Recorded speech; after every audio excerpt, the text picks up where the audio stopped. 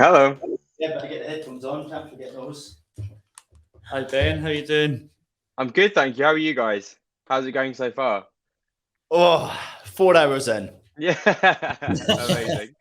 Four, Not four, feeling hour, it yet. 4 hours in, and Danny's just asked when we're getting food. So Amazing, Classic. amazing. How are you doing, mate? You good? Yeah, good, good. It's such a nice day today, isn't it? It's so sunny. Which I'm sorry, I don't mean to rub it in at all, given you're in the studio. But it is. It makes me feel so much better, you know, when it's sunny and the nice weather, and summer's finally here. But yeah, I'm really good. Busy week. I have, haven't I? So I closed the curtains a little bit so you can't see the sun. So I'm having a great day. Yeah. And no pressure, but we've been bigging you up. We've been really, really excited for this today. I said out of all the guests that this was going to be my favorite one. I know I got a little bit excited and messaged you last night as well, telling you how excited I was for it. So we're honestly so grateful for you to be here. So grateful for you and your courage over the course of the last few years, being able to share your to be able to go on this mission and share your experiences in order to help other people. And I'm careful about how much I want to say in this introduction, because I really want you to be able to explain who you are. So tell everyone who's listening a little bit about you, just a brief introduction. Then we're going to go into all things this book. And yeah, I'm really looking forward to it. The purposes, obviously, of this conversation, I don't need to tell you because you do this every single day as well, but really just start to normalize this conversation, mental health. I think we're going to have so many things in common here when we start to go on this journey. So yeah, for anyone listening who doesn't know you, tell them a little bit about yourself. Yeah, absolutely. Right. So my story starts in 2017. I was 17 years old, had absolutely no idea what mental health was. No one had ever really talked to me about mental health. No one had talked to me about depression, anxiety, any of these things. I had no idea what it was. And in September 2017, my younger brother, Sam, who is 15 years old, was diagnosed with clinical depression. And my mum told me, and I remember her telling me in the kitchen that he had clinical depression. And I just remember thinking, well, actually, I don't really remember thinking anything. You know, for me, that just seemed like it was as if she almost told me, "Oh, Sam has a cold." Like I didn't think about it at all. You know, I couldn't understand how you could be diagnosed with just being sad, because that's not something I'd ever considered before. And then 3 months later, in January 2018, without me ever talking to Sam about any of this, he took his own life at home, and that was the most horrific experience. I found him alongside my mum, and that was, you know, that's going to stay with me for the rest of my life, and that is hugely traumatic and awful.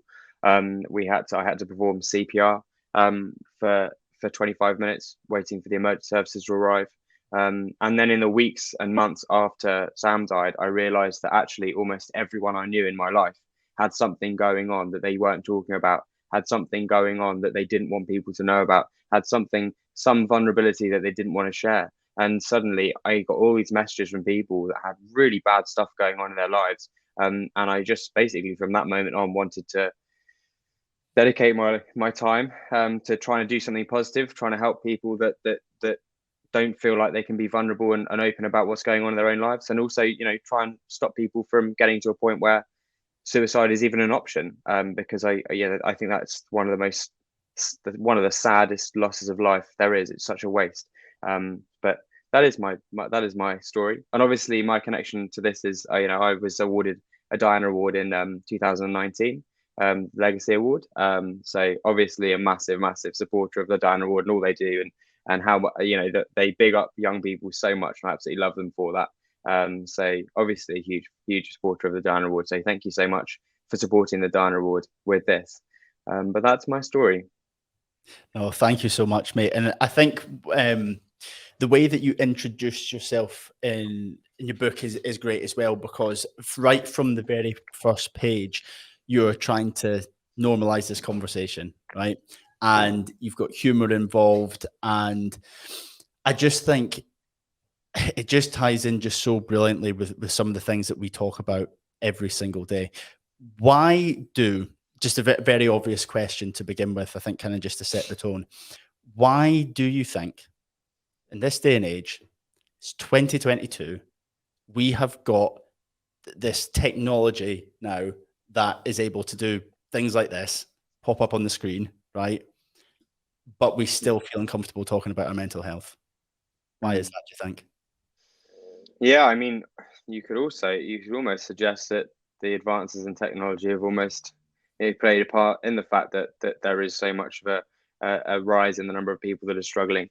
Um, it is difficult. I don't think I'm not going to go and give you one answer why we're seeing an increase in the number of mental health cases, number of mental ill health cases. I think a lot of it comes down to pressure. And I'm going on a certain news channel later on today that generally has a very bad reaction on Twitter when you go on it.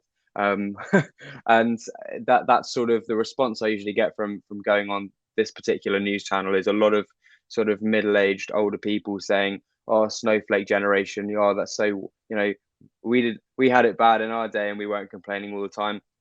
And yeah, I mean, there's certainly different issues that different generations have faced, but I don't think there has ever been a generation or a group of people that have ever faced pressures like we do now. I was talking to my mum the other day, and I was on a podcast the other day, and I said, when even exams, right? We have 25 GCSE exams in 3 weeks. A levels, there's about 12 A level exams. You've got competition from it's basically when you're a toddler. I remember sports day at school was always meant to be, even when I was in primary school, was always meant to be like non-competitive. There was always a competition, and school's such a competition. You've got to compete for grades, compete for places, compete for like everything, compete to be in the popular group, compete for all of this stuff. The pressure on young people right now is absolutely huge. So I don't think it's any wonder that we're seeing such an increase in people with anxiety disorders, with depression, um, and then to go alongside that, there's been this increase in pressure, but there hasn't been any sort of increase in the education around how we deal with that pressure. Like, fine, increase the pressure on us, but the way I see it, if you drive your road car around a racing track, and you absolutely hammer that car around the track, lap after lap after lap, it's going to break down. Okay, but if after every lap you bring it into the pits and some mechanic works on it and fixes certain parts and gives it a break and works on that car, you can send it out for a lap and you can go for a lap and you'll be more consistent and you might go and win a race and you'll be more competitive. Look at Formula One, for example. It's exactly the same thing. What we're expecting people is take their little 2CV and do Le Mans. That's just ridiculous. And so I think we need to increase the amount of education that we give people. I mean, dealing with stress, dealing with pressure, it's not difficult. It's not rocket science. And I know because I studied rocket science at uni. I dropped out, but I did study it. And dealing with stress is far, far easier than that to understand. But I think that's a big part of it is the pressure that we put on people now. Take us back to you touched on it briefly there, the when your mum first had the conversation with you about the diagnosis. We had a situation once with a friend, and he kind of went off the radar a little bit. And we were young lads, just probably about maybe like 6-7 years ago, something like that. We'd never come to nights out, and we were like, "Oh, why are you not coming? Why are you not coming to the nights out?" This type of thing. Obviously, socially withdrawing, right? Came on a night out. We're standing by the bar, trying to have a catch up and buying a drink. And he turned around and he was like, basically opened up about a few things, about strains in the marriage, strains with being a parent, that type of thing. And I feel awful about this, but I'm, taking full ownership of it. I turned around to one of my mates at the time, when he left, and was like, "Oh, for fuck's sake, he killed the mood, didn't he?" And that was my reaction as a young lad then, was that he had killed the mood, but that when he was desperate to open up and speak to someone about that. Now, that was just me as a young lad with a group of mates. It's so common, isn't it? Just not understanding what mental health is and thinking that talking about depression is depressing.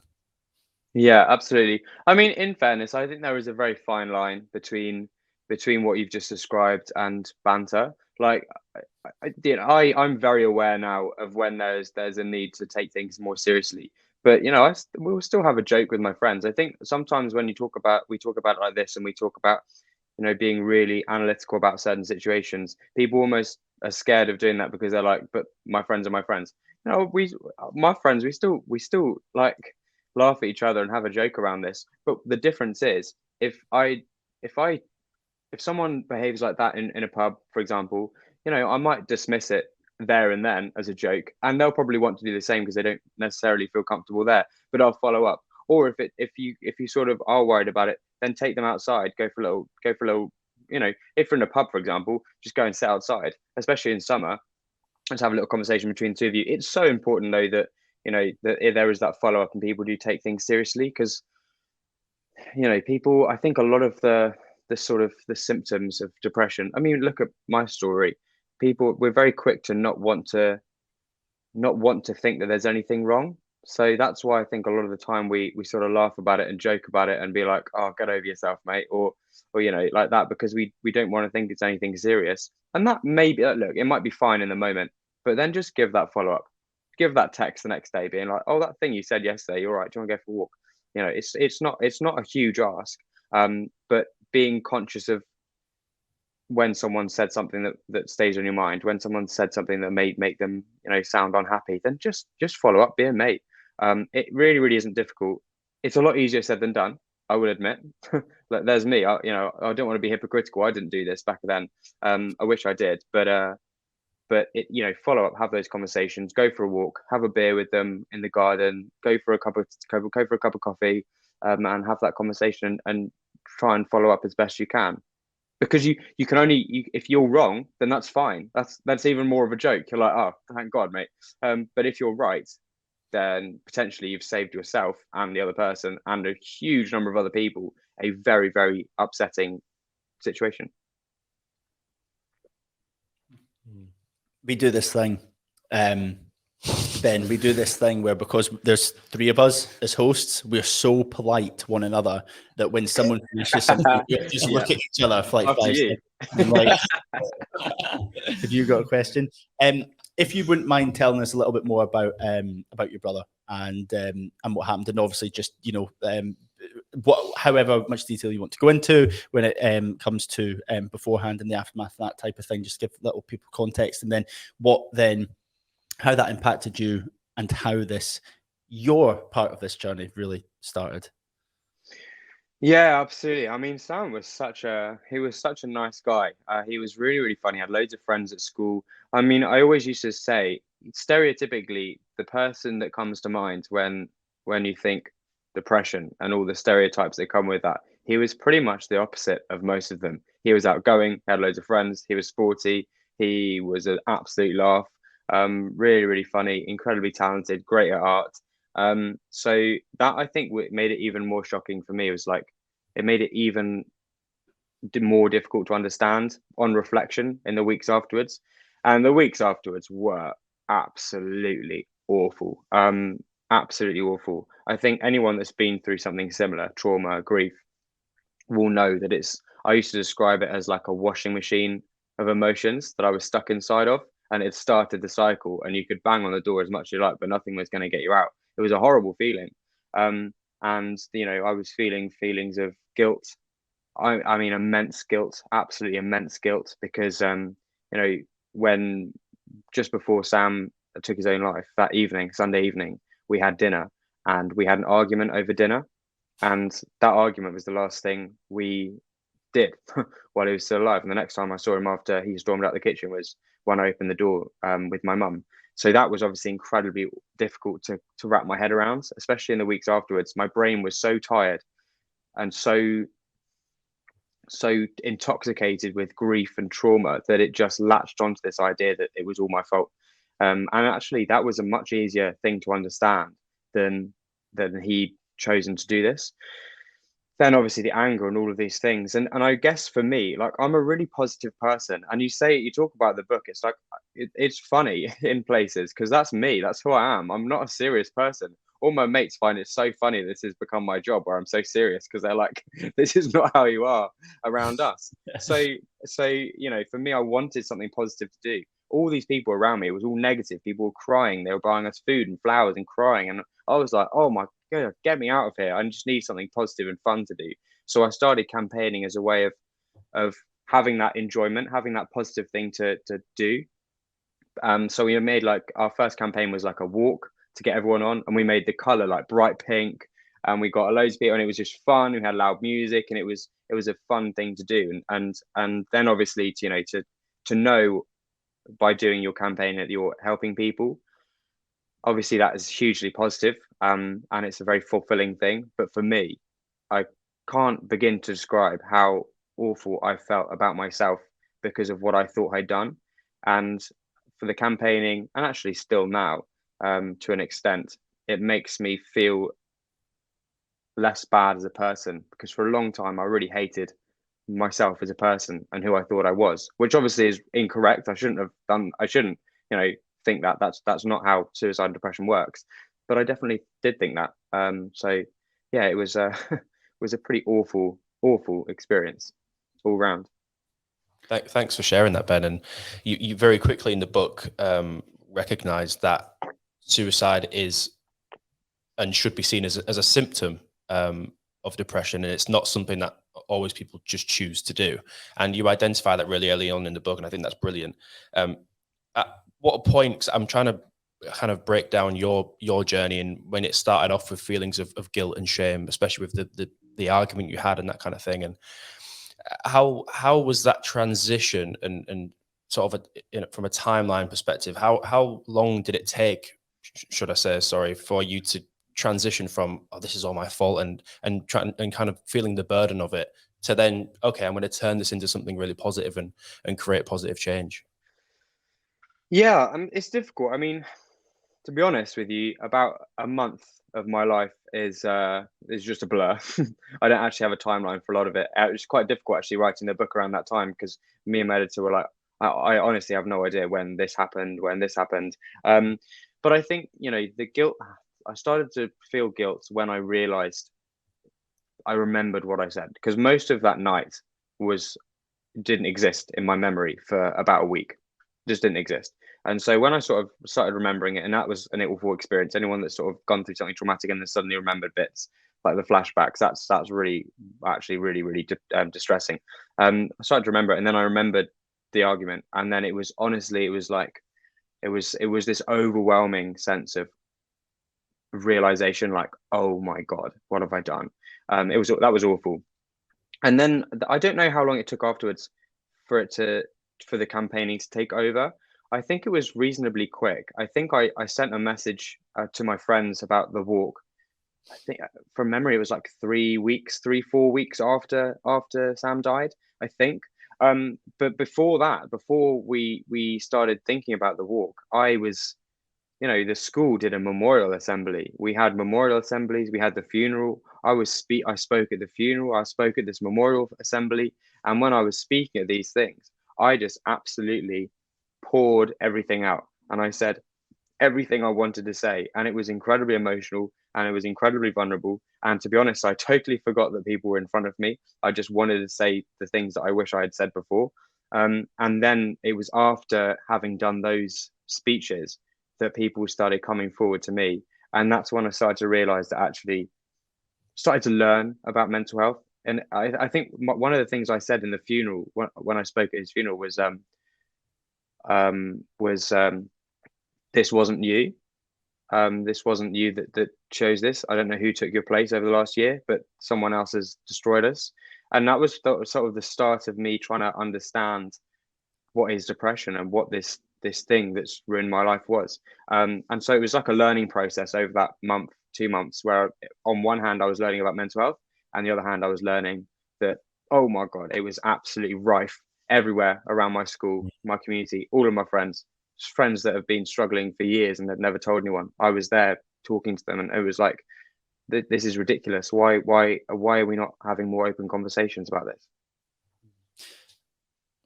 It's just touching on that, Ben. I think it's just so incredible that you've turned such a tragedy into such a positive thing to effect a positive change on others. What would you say the biggest lesson you learned in that period when you started to learn more about mental health, the impact it has on people, the impact it was having on the school and the community around you? What do you think was the biggest lesson you've learned over that period of learning that you had? Wow, difficult one. I think there was so many. I would if you'd asked me this 3 years ago, I would have said something about my own mental health, but that would have just been a lie. I really wasn't learning a lot about how I was coping at all. I don't think I was really coping back then. Um, but I think so sort of sideline the my own mental health for a second. I think it was I don't know how to even tell you how overwhelming it was to have so many people confide in you.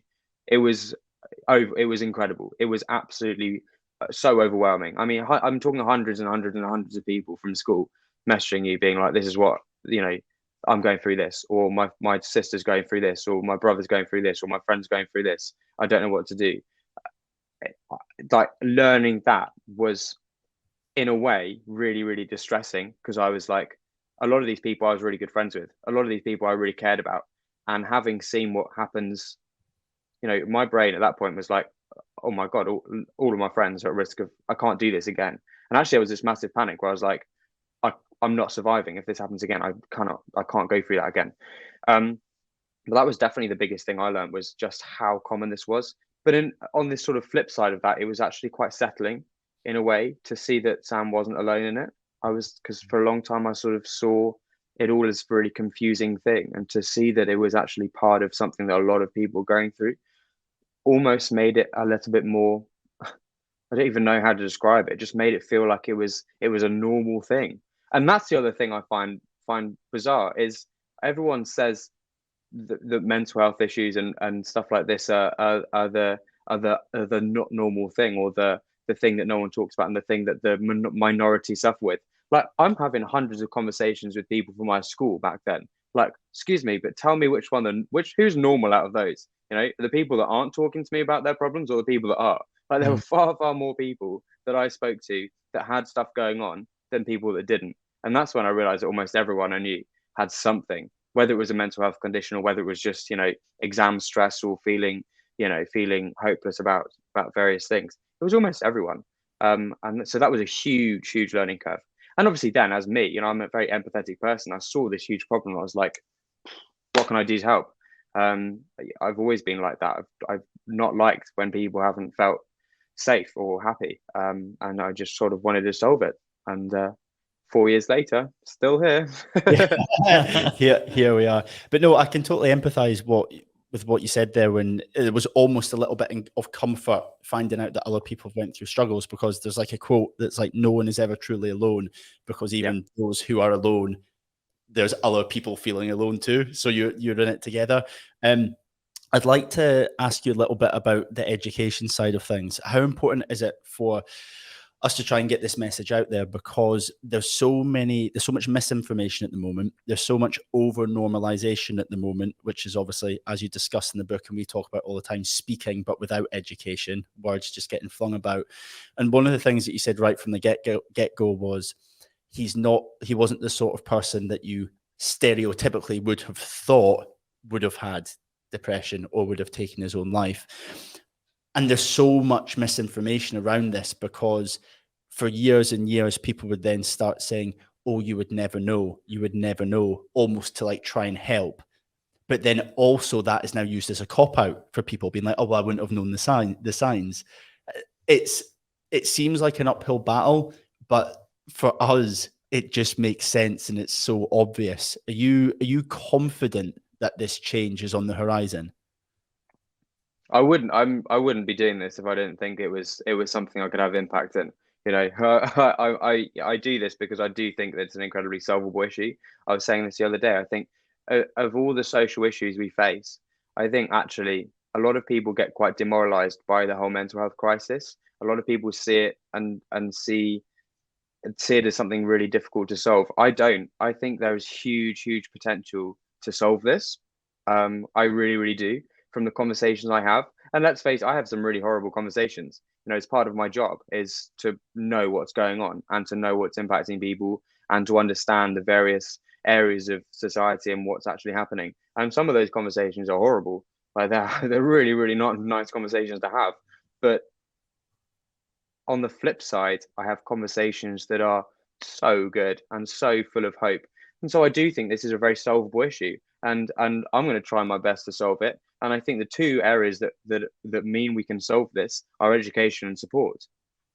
better prevention, better intervention, better education about, like we said before, not sending a 2CV around Le Mans, preparing people, fixing that car as it goes round. But then also having that support available for people. And I think, if we get the prevention and intervention and early intervention right, then we solve this whole problem that's facing the NHS about the oversubscription of the mental health service. Because so many people that enter the mental health service should never have got to that point. They should never have got to the point where they've needed clinical support, because so many of their problems could have been solved by early intervention, education, and talking about this thing. So I'm genuinely believe that we will solve this crisis, and I genuinely don't think this is my hope, but I also believe that I don't think we're going to be calling it a crisis somewhere down the line, which is, I think, really positive. Right now, it's awful. It's an emergency. I've called it an emergency in my book plenty of times, but I do think that we are going to make huge progress over the next few decades, to a point where I don't think it's going to be as pressing of a crisis as it is right now. And I know that's a massive, bold prediction and a hopeful prediction, but I really, really, really do think we've got so much potential to make a massive progress here.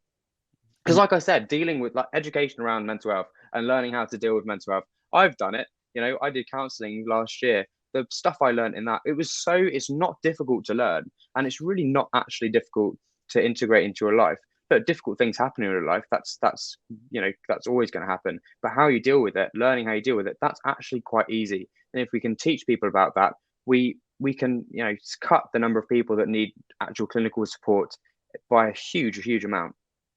How important is it to get across to everyone watching now, and anyone potentially watching this back, that we can all have these conversations? So me and Ben sitting opposite me right now, we went to deliver a course, which is mental health and exercise coaching. So essentially training up fitness professionals to know how to identify if their clients are struggling, how to have earlier interventions, and how to use exercise as a tool to improve positive mental health.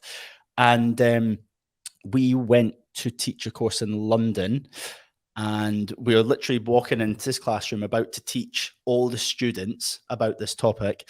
And the person who was manning the reception in this building made conversation with me. I was filling up a water jug or something, and she was like, "Oh, what is it that you're doing?" Straight away, as soon as you mention what we do, people's ears prick up and they're like, "All right, okay, what's this?" People are interested, which is amazing. But she turned around to me, and her face kind of dropped, and I was like, "Are you okay?" And she said another receptionist that worked there had taken his own life 2 weeks before. And I was obviously really upset, total stranger, but I went up and I gave her a hug and asked how she was. And she said something which really stuck with me, because she said, "I wish I could have done something, because he did try to speak to me, but I'm not a therapist." And I just thought, I wasn't going to then start lecturing this female. There would have to be, 2 billion mental health professionals, if one in 4 adults and 1 in 3 young people are struggling, to be able to cope with the demand. I know you've went and done the counselling, which is absolutely incredible, but we don't have to be mental health professionals to speak about our mental health. How important is it to get this message across? Yeah, so important. I mean, I always like to think, anyone at home, I don't tend to like making this connection, but if you were to slip cutting a banana or something when you're making, don't know why you're cutting a banana, maybe like a cucumber or something, and you cut your hand, then you know how to address that, you know how to look after that. You don't have to go to A&E, because or for the most part, you wouldn't have to go to A&E, because you know how to yourself. You can put a plaster on, and you can put some disinfectant on it. That's fine, right? And I think actually for a lot of things that is very, very similar to the mental health conversation. Obviously, I don't think you can compare cutting yourself with a knife when you're cutting fruit with going through a difficult traumatic period of your life. But in a lot of aspects, being able to deal with these things at home with your friends, with your family, being able to deal with this with your friends, it's very, very manageable. You don't have to. I always say, like with the whole mental health first aid course, when I was pushing for this to be part of teacher training, so many teachers were like, "Well, we're not paid to be therapists." I'm like, hang on, you don't go on a physical first aid course and then go and do open heart surgery. That's not how it works. That's not what that's not what people expect of you. And it's exactly the same thing with mental health. People get very scared of having those conversations because it seems scary. And I think because we talk about it so much, it seems like this big issue. Like if your mate is struggling, what are you gonna? You're just gonna leave it, or you're gonna ask how he is and have that conversation? And yeah, fine, it's a lot easier said than done because no one wants to have difficult conversations. But it's so important, and actually, people really overthink having these conversations, and I find a lot of people overthink it because they don't know what to say. And this is what I find quite funny is when you say, "Oh, why didn't you?" or "Why can't you have a conversation?" or "Why do you feel like you can't have a conversation?" They're like, "I don't want to say the wrong thing," or "I don't know what to say." Matt, if you're talking, you're doing it wrong, right? If you're saying anything, then you're doing it wrong because the best thing you can possibly do is just not say anything. So introduce them to the safe space. Say, give them a cup of tea, go for a walk, go to the pub, go outside in the pub, do whatever makes them feel comfortable and safe, and be like, "What's going on, mate? What's going on? I've noticed this is going on." Or like we had the analogy earlier about, maybe someone brings something up in the pub. Be like, you said something the other day that made me concerned. What's going on? And then step back. You don't have to say anything and let them. And actually, the best way of getting someone to say more is awkward silence. If you let them talk and they stop talking and you don't say anything, they fill the gap. So actually, it's not a case of I don't know what to say. That's perfect if you don't know what to say. That makes it even better because if you stop talking, people, especially when they're a little bit anxious and a little bit nervous and a little bit, wary of the conversation, they'll keep going and they'll keep saying things. And that is fantastic for what you're trying to achieve. You don't have to be an open heart surgeon to perform normal first aid. You don't have to be a psychiatrist to have a conversation with your mates and help. You really don't. But I do understand that it's a lot easier said than done because no one wants to have conversations like that. And also, you don't want to sometimes admit that something's wrong. Yeah. And I think just when you take that step back, the way you've described it, Ben, it is actually so simple and practical when you break it down and just being concerned for other people. There's something I want to touch on that you've mentioned a couple of times. You've touched on reaching out to someone and going for a walk or taking someone for a walk and having a chat. How important do you think exercise is to help promote positive mental well-being? Yeah, so important. I think people talk about physical health and mental health a lot, and they compare the two. I mean, I just sort of did, but they're not two things. Let's not kill ourselves. Mental health, physical health, they're just words we've given to two different types of health. There is this one thing that exists within us, and that is health. And and you can't separate the two. They go hand in hand. You can't be physically fit and physically healthy without also being mentally fit and mentally healthy. You can't be mentally fit and mentally healthy without being physically fit and physically healthy, because they both affect health and health affects both. Absolutely. Exercise, physical activity, it's so important. And I think people again get quite scared of when we talk about, especially people that aren't regular exercisers, get quite scared when we like exercise more. And actually, if you do 3 times a week, half an hour, 3 times a week of something, physically demanding, going, even if it's not physically demanding, if just a walk 3 times a week, if that's more than you usually do, that's great. People, you don't have to go and hit the gym 6 hours a day for 7 days straight to be physically healthy. You don't. Just getting active 3 times a week, half an hour. That's for a lot of people. That's enough to keep mentally healthy. Exercise has been linked to causing the opposite effect in the brain of depression. The hypo. I'm gonna forget the name of the thing in the brain now. The hyper, not the hypothalamus. It's the hippocampus, which is the part of your brain that talks about that controls like memories and emotions. Sort of when you have depression, generally that hippocampus shrinks. When you study people that exercise regularly, the hippocampus actually expands. So it's doing the exact opposite of what depression does. Also, you've got endorphins, you've got all these happy chemicals. And I'd also say, cold water therapy, Wim Hof, absolutely get on it, Wim. It's so good. Having a cold shower in the morning. There's so many studies that say there is nothing really that compares to having cold water or cold water therapy or a cold shower every morning in terms of the endorphins that it releases, and for how long those endorphins stay in your system. after, it's weird. It's very, very strange because I absolutely hate cold water. I absolutely hate it. But it gives you an endorphin boost that just is sustained for much, much longer than, you know, the common others like exercise or eating chocolate or whatever, you know, other things release endorphins. So yeah, cold water, look after yourself physically, exercise 3 times a week. It's not rocket science. Why do you think there's still so much resistance? Why do you think so many people are so desperate to palm things off? We like, obviously we've touched on fitness there. We are in the exercise space and we see it, don't we, Ben, Danny, every single week with personal trainers just not wanting to take a stand. And they're like, that's out with my remit. And we say, right, well, if you want, literally we're saying, ask a client about their mental health. And they're like, oh, I'm over a step in my mark. And the first thing we say is, well, I'm sorry, first and foremost, you ask them if they have any previous injuries. Are you a physio? No, but you ask that question. Do you ask them whether they're on any medication for diabetes? Yes. Are you a doctor? No, but you get that information. You get that information, right? And when it comes to things like one of the biggest causes of depression and anxiety in young adults at the moment is body dysmorphic disorder.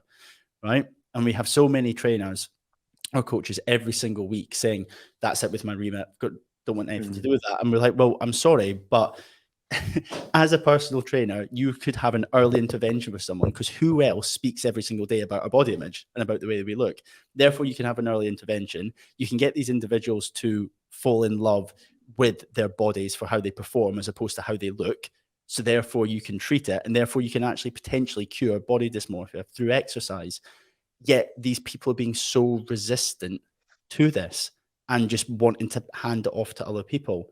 Why is this happening? Why are more people not like us wanting to stand up and put 2 and 2 together and see that it makes sense? Yeah, I think again it comes back to what we said before. It's a scary thing to address, and because people, I think there's 2 conversations with mental health awareness. There's mental health awareness and mental health understanding, and I think we've made massive leaps in mental health awareness. It's something that's talked about every day. It's on the radio. It's on TV. It's everywhere. Mental health understanding, absolutely, pretty much zero.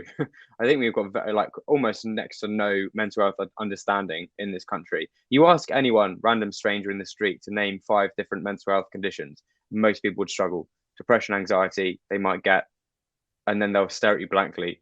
There is hundreds and hundreds and hundreds, but most people only know about depression, anxiety. So I think, that's what comes down to education. Like, let's have proper conversations in schools. Let's teach about this stuff. Because no one is scared. Like diabetes and like you said, and diabetes and injuries and muscle injuries. No one's scared of having conversations about that. You don't get a PT in the gym being like, oh, I hope he doesn't say yes. I hope he doesn't say I've got a tear. Like, you don't do that because you understand that it's not necessarily a difficult conversation to have. It's exactly the same thing, but people just don't understand. And as human beings, we're wired to fear and not want to address things we don't understand. It's like a very natural response to that. So it comes down to understanding. And I don't think actually many people would understand what body dysmorphia actually is. I don't think many people at all. I don't think many people would even know that's a thing, even though we talk about it quite a lot. So of course, people don't want to have those conversations. Of course, people don't want to get involved in it because anything you don't understand, firstly, you don't want to have a conversation about. But also, if they say yes, what do you say then? There's nothing you can say. You don't understand it, so of course you're going to avoid it. But it comes down to education, and it comes down to switch to flipping this conversation on mental health awareness to now being like, let's now focus on mental health understanding, and there is a big difference. Yeah, we've got less than 20 minutes left, so I'm going to stop asking all the questions I want to ask, and I'm going to pass over to the 2 lads here because I can see that Danny was absolutely engrossed in your book yesterday. Yeah, but I'm finding it difficult to pick the questions I want to ask you, Ben, because I want to ask you so much, and I feel like I know you so well now after reading your book. Yeah, I bet. You're so generous with your experiences in the book. Like, you just share it all. You do tell it all, and it's so, I was saying to the lads earlier, it's so relatable and so real. It's so raw.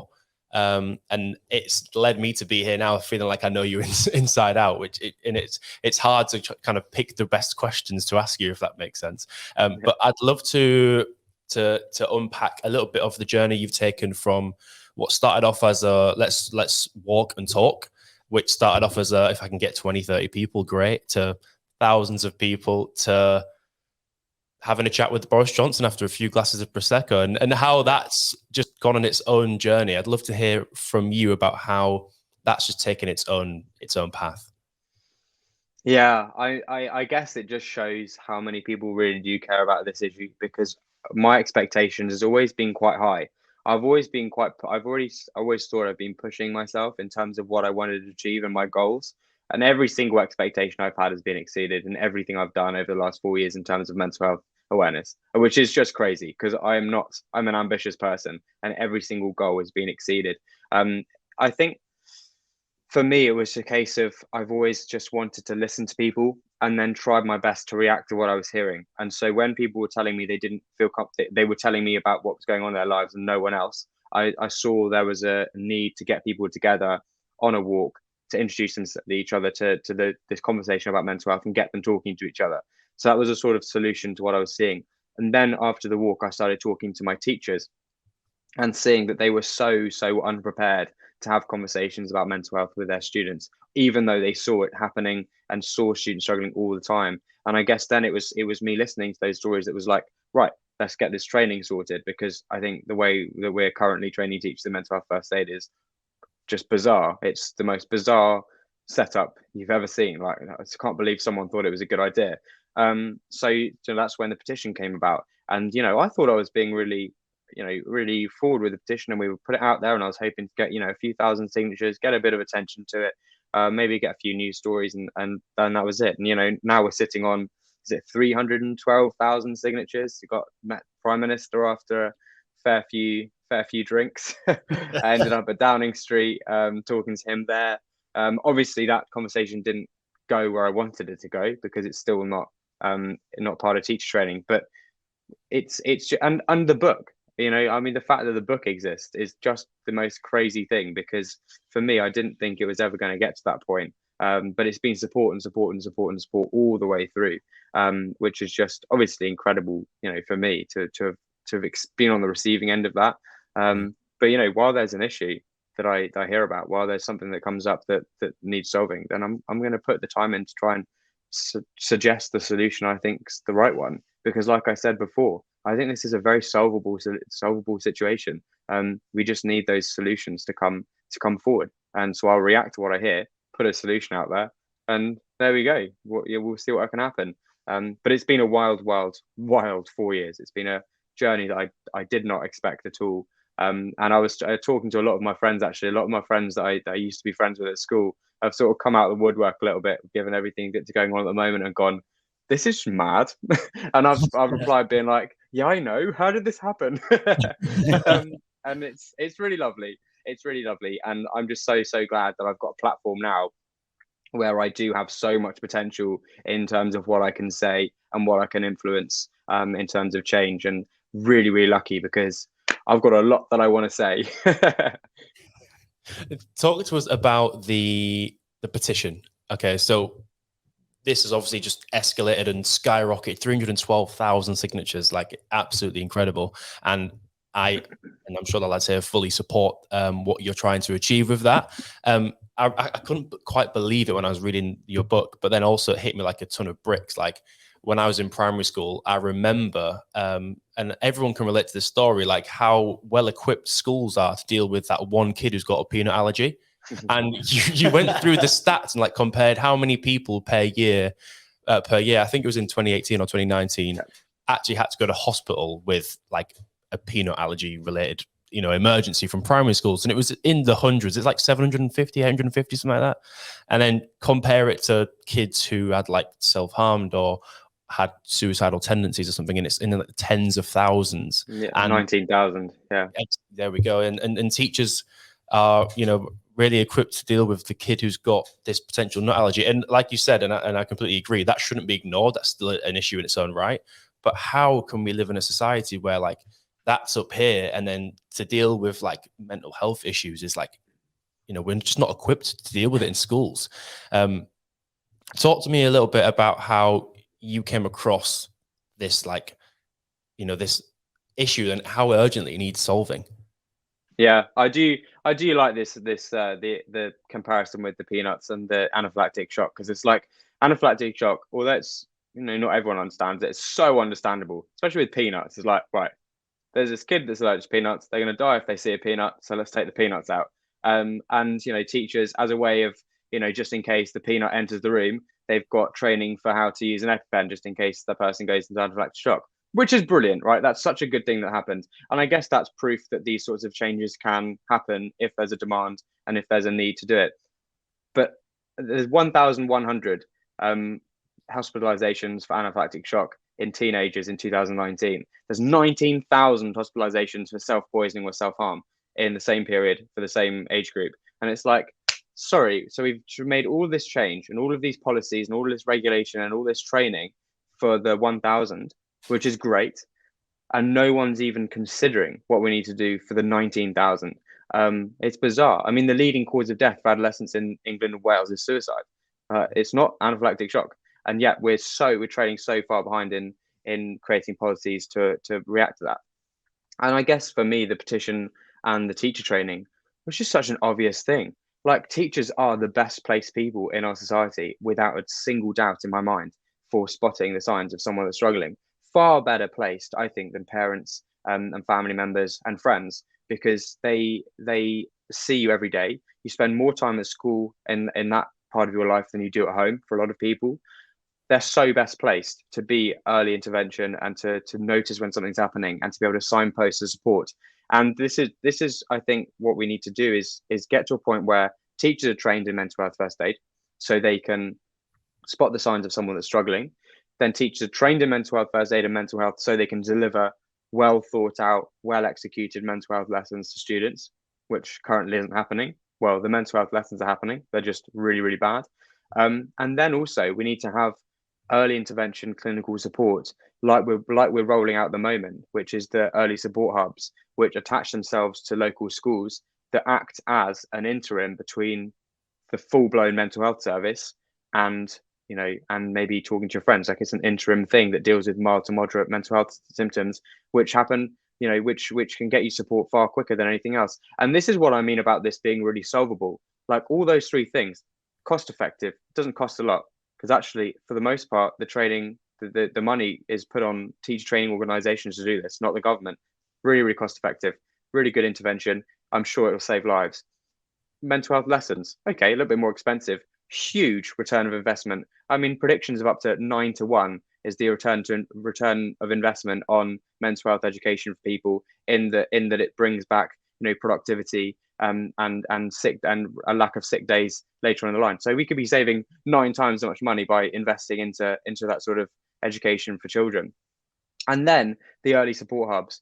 This is an area which gets me really, really excited about, like I said, about solving this issue, because I've spoken to mental health leads in schools, and these early support hubs, the ones I've seen and the ones I've studied, are absolutely fantastic. They're so good. I mean, in the past, if you were struggling, if you were suicidal, you would have to wait potentially a few weeks up to a few months to be seen on cams. I was speaking to one school. They had a suicidal girl that came forward to this mental health lead. Because of the early support hubs, she was seen the next day and she was given counselling the next week, which is absolutely unheard of in CAMS. So this is why I'm really excited about it, because it's all about innovation. It's all about coming up with new ideas, changing the systems that we've got in place. And I think absolutely central to all of that is training teachers.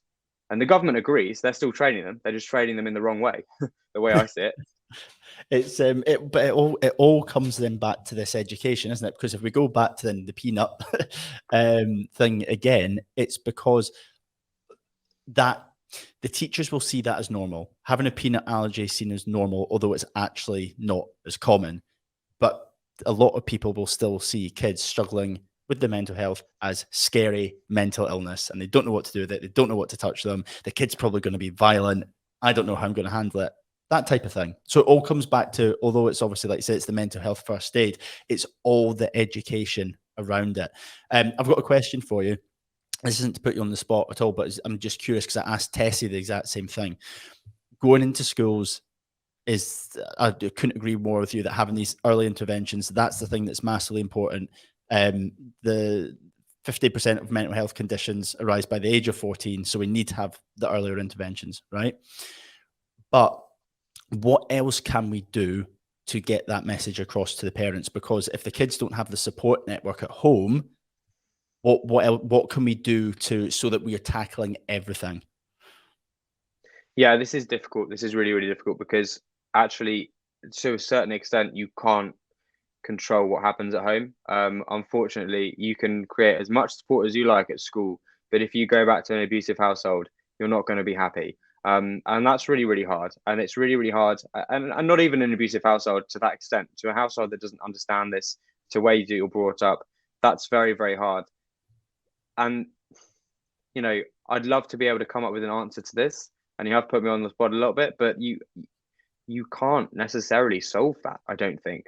And this is why I think it's we're in this mental health space and we're coming up with solutions in the long term, because this is why I think education, and this is why I think there should be so much of a priority on this, is because the quicker we start educating people properly about this, and the quicker we start investing in education and getting really good, solid education to our young people now, the sooner we can fill up parents and have parents later down the line that understand this. And to a certain extent, and this is unfortunate that this is the case, a lot of these people that are bringing kids up with their outdated views around mental health, we're not really reachable, because also, like this new show that I'm going on later, without naming any names, a lot of the people I'm talking to later have already made up their mind about mental health and about me and about this conversation. And to a certain extent, sadly, I'm not sure you'll find it very, very easy to change their mind and teach them. But what we can do is teach very influential, very easily influenced young people about this, teach them early. And then one day we will have parents that truly understand because they've been given proper education into this. But then also, to caveat that, we have to have better support for those people. Social services is an absolute, we talk about how stretched and inefficient the NHS is. Social services, my goodness, that is an absolute disaster zone. It's awful. And I think actually we need to really look at how we can support kids that don't have proper supportive households that every kid deserves. Yeah. Our angle that what we are trying to take with it is we are thinking if we can get into using the route of fitness and exercise to get adults to change their life through fitness and improve their mental health through fitness, not even if they're necessarily struggling with their mental health, but understanding the benefits that exercise can have, they're then going to be able to understand what mental health is and how they can improve it. We then hope if we're able to do that for them, that will start that conversation for them being able to speak to friends, family members, and then children. So hopefully, if we can get that done in the space with the parents and with the adults and start that movement, mental health through exercise, you've got the angle of it happening within schools. Hopefully this can meet in the middle, and then we're going to have this approach. But look, like I'm not going to be naive to it. It's so much easier to teach someone something than to have someone relearn something. A lot of the adults will maybe a generational thing. I know I've spoke to clients whose partners don't believe in mental health, like they've used those words, right? But we think our approach and our avenue is that if we can get in on their terms in a way that they cannot ignore, which said improving their mental health through exercise, in a way that they can understand, and a way that they will then be able to view how it's changed their own life, then that will hopefully start that ripple effect. So that's what we are trying to do to tackle that space.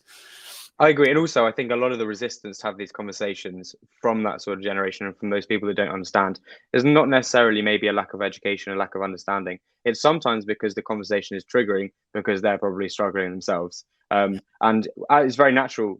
I've had it before where someone's brought something up and I'm like, whoa, I'm not going near that because it's triggering for me.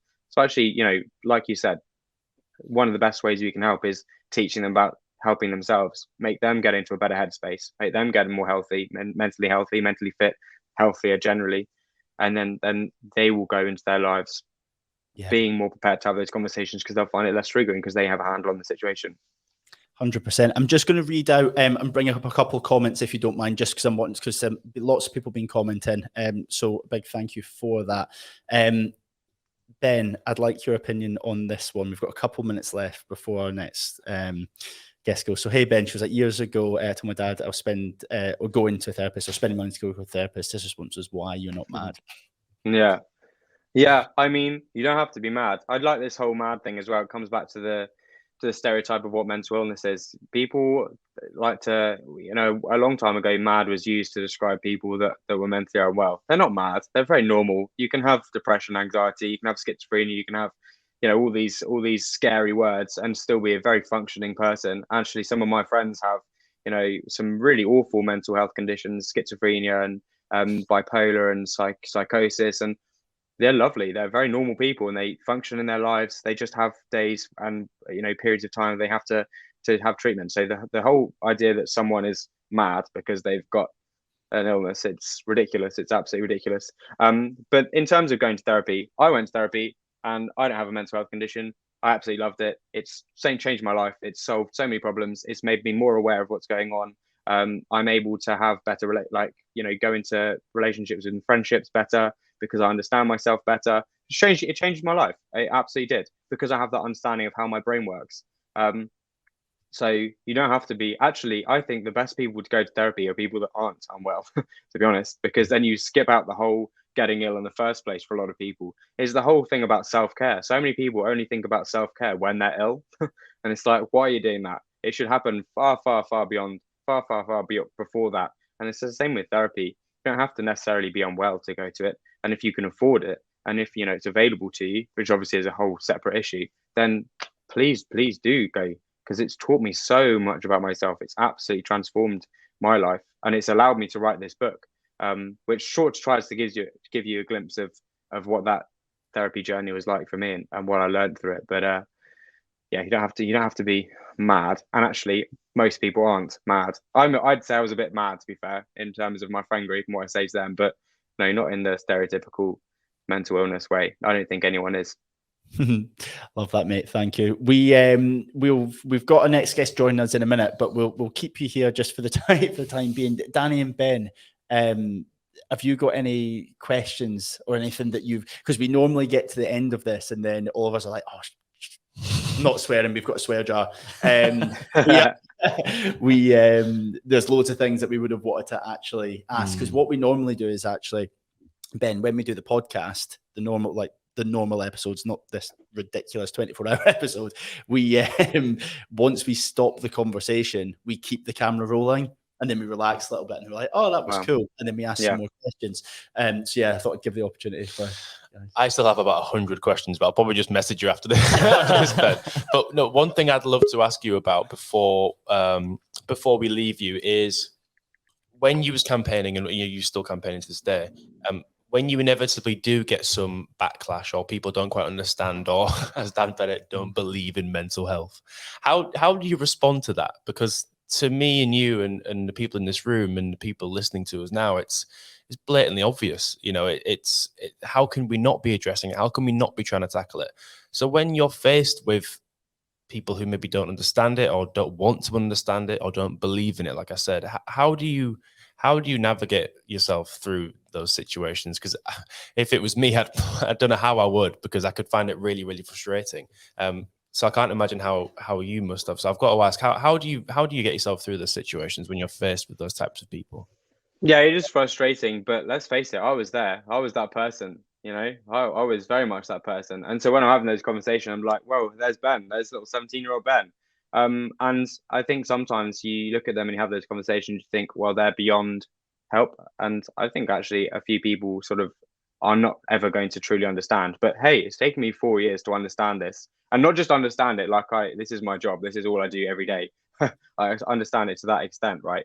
And I think, it's difficult sometimes because it takes a lot to try and educate people and try and change people's opinions, especially if they're hardwired from a young age. But those are the people we've got to try and reach. There's no point preaching to the choir. There's no point trying to reach the people that agree with you, which is basically my followers and the people that already, agree with what I'm saying.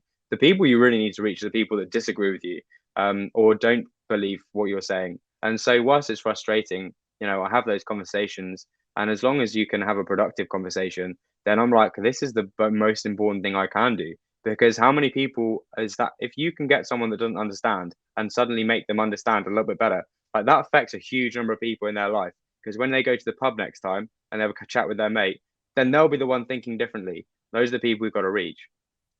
Yeah, 100%. Amazing. Yeah, I love that. Ben, thank you so much. I'm going to bombard you with Instagram messages once we've finished this on potential ideas that I've got with you. For sure. Ways that we can work together in the future. But look, can I just say on behalf of me and the boys, thank you so much for everything that you're doing. I absolutely love it when we come across other people that are on the same mission as us, and people who have just had so much success with it as well, and just. It goes without saying, but because this is an obvious thing to say, but having been able to obviously turn this experience into something that is going to help so many other people, and have this experience as being the potential catalyst for change, because I'm wholeheartedly 100% a believer in every single thing that you said, that this is 100% achievable. It is. And I personally think that you're going to play a massive part in this. So a big thank you for that.